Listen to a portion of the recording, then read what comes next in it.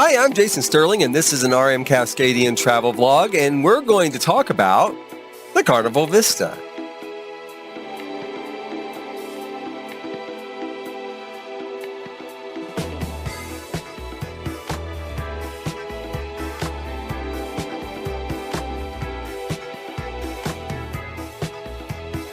Okay, right off the bat, the Carnival Vista is my favorite ship in the Carnival fleet, and even better, it's located in Galveston, Texas, which is a port that I can either fly to or, better, drive to catch a cruise.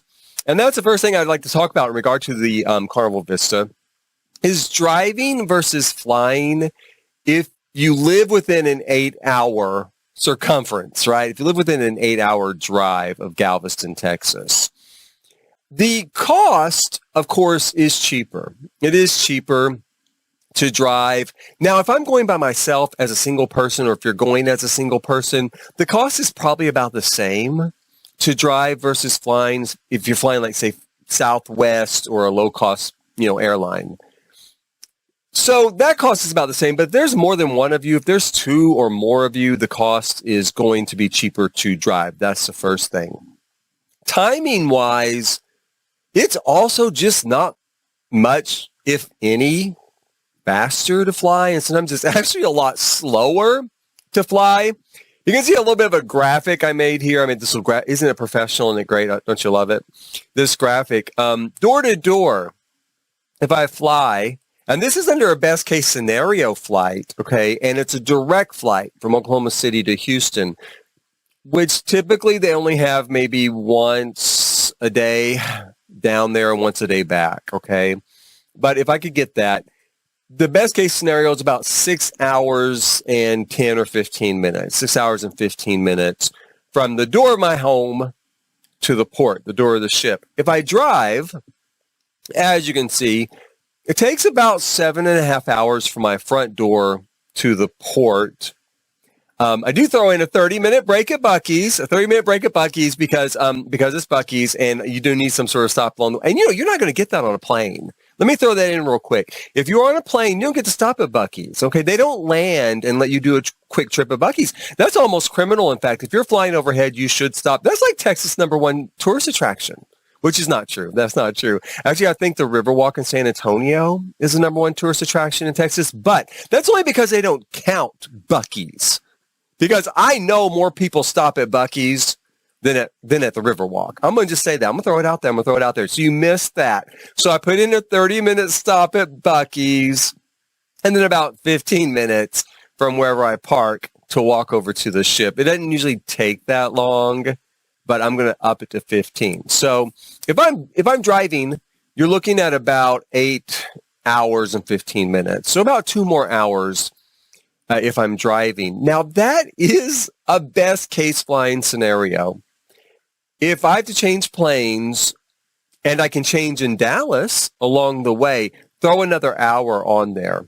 So that brings the flying total to 7 hours and 15 minutes versus driving 8 hours and 15 minutes. And if I have to route through, and these are real itineraries, if I have to route from Oklahoma City through St. Louis or Atlanta or Denver to get to Houston, then it's going to be even longer, and I mean hours longer. So time-wise, a lot of times it's actually faster to drive. It is, at least if you're within 8 hours. The other thing that I always consider is just the hassle of flying. I used to love flying. Granted, flying is still great.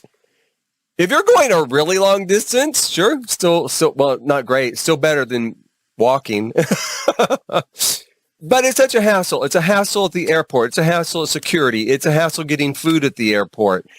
And then on the plane itself, it's uncomfortable. It's crowded. It's hot. It's a toss-up. If you're going to have a happy crew or not, it's a real toss-up. And I understand why they're not happy, don't get me wrong. They have every reason not to be happy, most of the crews on airlines. But so do the passengers have every reason not to be happy. So it's not a happy environment. And at the end of the day, too, they're just not sympathetic. If something goes wrong, and you're counting on them to get you from point A to point B within this amount of time, and they can't for some reason, I think they really just don't care. I do. I think it's just like, oh, well, sorry. Yeah, nope, we can't get you there for 2 more days. I know. I'm sorry. I know you can't get there. Oh, it's your dream vacation. It's your dream. I'm sorry. Sorry. That's kind of the response, So it's also a hassle. And I'll tell you, the hassle of getting there and something going wrong, that's going to bring me to my second thing that I always do, whether I fly or drive. When it comes to actually any port, but the Port of Galveston, I always go down a day early. That way, if something goes wrong, whether it's with my car or with the airplane, more for my car, I can always rent a car in a day. With an airplane, you might be stuck for 2 days or something. I don't know. But I have at least that day to try to resolve it so I can get down there. I've always told people, if you're going to Disney World or Las Vegas or Washington, D.C., and you're a day late, yeah, it sucks because you missed a day of your vacation. That totally sucks. If you're a day late to your boat, you missed it. It's gone. It has set sail. In theory, you can try to fly to a foreign country, catch it in a foreign port, but the cost of doing that last minute, So I always go a day before. And in the case of Galveston, I've always stayed at the same place when I drive. And that is the Town Place Suites by Marriott on I-45. And that's why I like it. It's just right off I-45. It's by a whole bunch of other hotels and a whole bunch of places to eat, right? And it's actually in, like the Woodlands, Shenandoah area. I think it's technically in Shenandoah. Now, you may be thinking, Jason, that's not Galveston. It's not Galveston. When I drive on Friday, I stop in North Houston, the North Houston area, or Woodlands, between the Woodlands and North Houston, and I overnight there because I've driven through Houston a lot. I don't want to drive through Houston on a late Friday afternoon or Friday evening because it will be a nightmare. Okay. Traffic in Houston's always bad. It's particularly bad at rush hour on Friday. So I break up there in the northern part of the city. This is a great hotel. I like it. I'll flash some pictures here. It's clean. It's modern. It's exactly what you're going to expect from one of these sort of interstate hotels. I do like it. I've never had any trouble there. Breakfast is good. Yes, that's what I really ate for breakfast. Well, you see right there, yes, I had an apple and a piece of cheese and a little piece of bread, like some banana bread. But they've got a great outdoor breakfast area, and there's always these cute little cats running around, right? So I do recommend that hotel, but there's a whole bunch of them along a stretch there. So, look them up. Or look up another one in the Woodlands, Shenandoah, North Houston area. See what you like. I stayed at the Marriott by Houston Hobby when I fly. I also liked it. It was nice. The great thing about that one is there's a restaurant and a bar in the hotel. So if you don't want to bother getting out, trying to navigate Houston traffic, and you don't want to bother getting out and navigating Houston traffic, I promise you, unless you have to, it's all just self-contained right there. In this case, it's the Town Place Suites. I get up the next morning and head down to the port. Now, I'm going to tell you where I always park is Park and Cruise, which it's on the New Strand Street, which is kind of like an alley, half a block from the ship. So you walk down the alley and you turn left and you walk half a block and you cross the street and there's the ship, right? The one thing I really love about Park and Cruise, this goes for their indoor parking. I've never tried outdoor parking. I don't know what it's like. The indoor parking is literally indoors. Okay, so you're in the cinder block building with no windows, and the door is like a giant steel door that comes down. And the only people parking in that space with you are other people on cruise ships leaving that day. And once the space is full of those people, they shut it and they lock it. So there's no people coming and going. Okay. The next time they unlock that building is when your boat gets back. So that whole time you have this sort of added layer of security, not just from people coming and going and maybe petty vandalism or something like that, but from the elements. Now, I know what you're thinking, Jason, what if a hurricane hits? Yeah, if a hurricane hits and the strand area is flooded, yeah, your car's going to be flooded. It is. But if a hurricane's about to hit, chances are your cruise isn't going. So I wouldn't worry about that too much. I parked there a lot, and I have always liked it. And so that's where I park. And then I walk across the street and get on the ship. Now, when I get on the boat, I've often stayed in a suite, which grants you priority boarding. Barring that, a lot of people choose faster to the fun, which also grants you priority boarding, and your room is supposed to be ready when you board, okay? I have to admit, neither option have I really used much. I sometimes, even if I'm in a suite, the people I'm traveling with aren't. So we all tend to get there at the same time. That's the first thing. And the people I travel with, they have no sense of time urgency.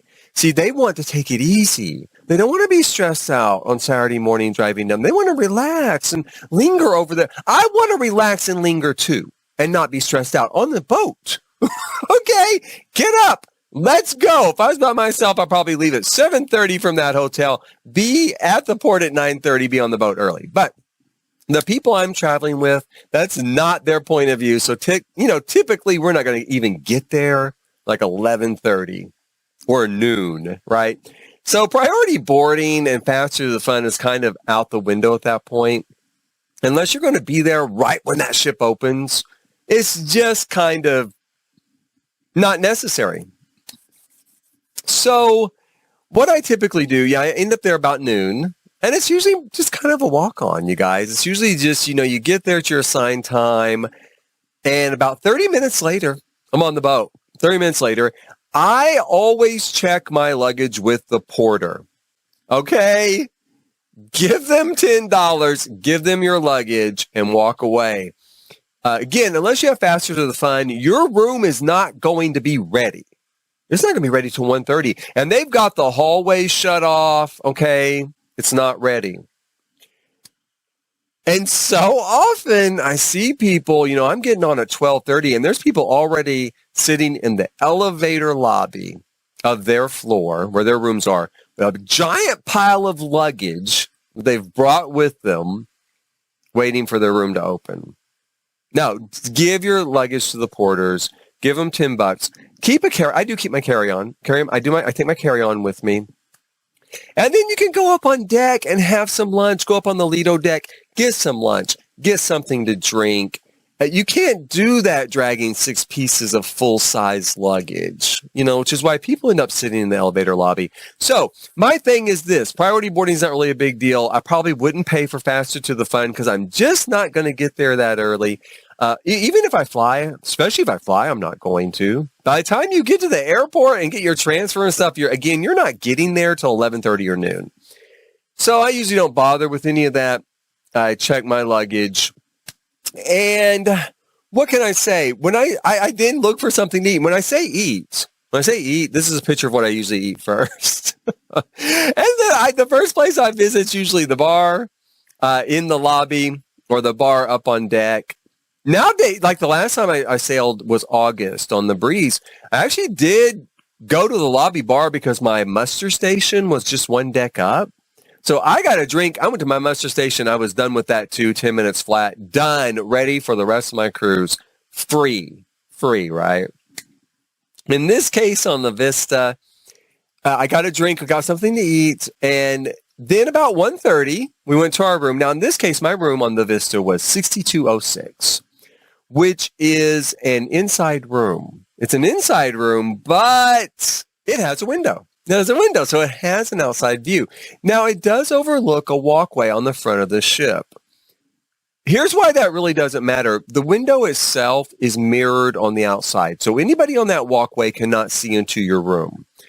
Number 2, there's rarely anybody on that walkway. Yes, sometimes people might pass back and forth. I'm going to say over the course of a week, I saw that happen twice. Maybe 2 people each time. And it's more like people who I think are curious. So they kind of go out there and they look around and they're like, oh, look, there's something down there on the front of the ship or whatever. Maybe they're looking to see if they can recreate the Titanic moment. You can't. But they don't hang out there. They don't linger there. So it was no big deal. And the view's really great. It's really great to look out over the front of the ship, see the ocean in front of you. I really, really do recommend these rooms. At night, a drawback, I guess some people might consider it a drawback, you're supposed to keep your curtain closed because there's some sort of problem with them being open and navigation. And it's not just on cruise ships that I've actually heard that. Okay, I've heard that on ferries and things as well. The big question for me, though, that I always ask in that case is, what about these new, more expensive rooms that they have right on the front of the ship, Like, I don't know what they're called, but, the newer rooms that they've kind of added to some of the ships and on some of the newer ships, got these a little more expensive rooms, maybe with a balcony on the side, great windows looking out front. Do you have to leave all that closed, too, even though you paid all that money? Because in that case, I would recommend doing the back of the ship, right? Maybe you want it open. Maybe you want to be able to look out from your room outside. So anyway, that's the drawback. You do have to leave it closed. Otherwise, you can see from the pictures I've been showing here, the room's a nice room. I feel like it was spacious enough. All the bathrooms on the ship are the same unless you're in a suite. And it was really a nice room. I really enjoyed it. The only drawback, this was the same drawback on the Breeze with my room, my 1A room. There's not really any seating except for one little stool for a room meant for two people. I think 2 people is a max for that room. So for 2 people. And there's no reason why they couldn't put a chair in there except just to save money. And again, I said this on the Breeze review, how much could one of those Carnival chairs cost? I mean, how much could one of those chairs, like I've seen in, say, the suite, they've got to buy them by the tens of thousands. How much could that thing cost? I mean, really? What, $50? Divided by hundreds and hundreds of cruises? Yeah, increase the cost of the room by 50 cents. Put a chair in there to go with that stool. Okay, please, I'm begging you. Okay, so that's it. That was the only drawback. I did like the room a lot. I would definitely sail in it again. And in fact, I am sailing in a room almost exactly like it. 6205, I think, on the Vista New Year's Eve of 2022. So yeah, so I'm actually sailing on, it's the mirror version of it, the opposite end of that line of rooms. So, okay, so that's it. Now we're on the boat. We are on the boat. We've gotten there and we've gotten on board and we're in the room. Now, my next time, we'll talk about entertainment, excursions, and food, or food, entertainment, and excursions. One of those two, in that way. And we'll talk about the ship, do a review of the ship, of course, too, see some pictures of the ship, and kind of how the cruise went, of course. In the meantime, please hit like, subscribe, and notify so you can catch those videos. And thank you for watching.